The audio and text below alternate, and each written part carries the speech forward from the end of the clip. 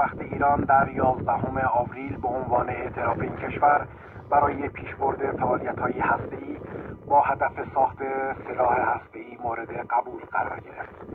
دولت ایران که در مدت زمان کوتاهی با هماهنگی سازمان ملل متحد با تحریم‌های اقتصادی و نظامی مواجه گردید، در سالهای آخر ریاست جمهوری باراک اوباما رئیس جمهور وقت امریکا با محدود کردن فعالیت‌های هسته‌ای خود موافقت کرد.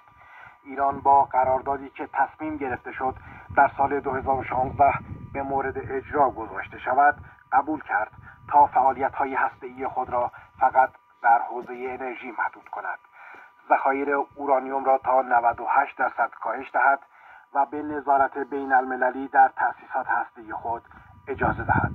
اما دونالد ترامپ رئیس جمهور وقت امریکا که پس از اوباما بر سر کار آمد اعلام داشت که ایران در بین بزرگترین دشمنان کشورش قرار دارد. ترامپ در سال 2018 اعلام داشت که علیرغم کلیه مخالفت‌های آلمان، بریتانیا و فرانسه از برجام خارج می شود. دونالد ترامپ بلافاصله پس از آغاز دور دوم ریاست جمهوری دوباره حکومت تهران را هدف قرار داده و با اعلام اینکه اجازه نمی دهیم تا آنها صاحب سلاح هسته‌ای شوند دوباره به ایجاد بحران میان دو کشور دامن زد.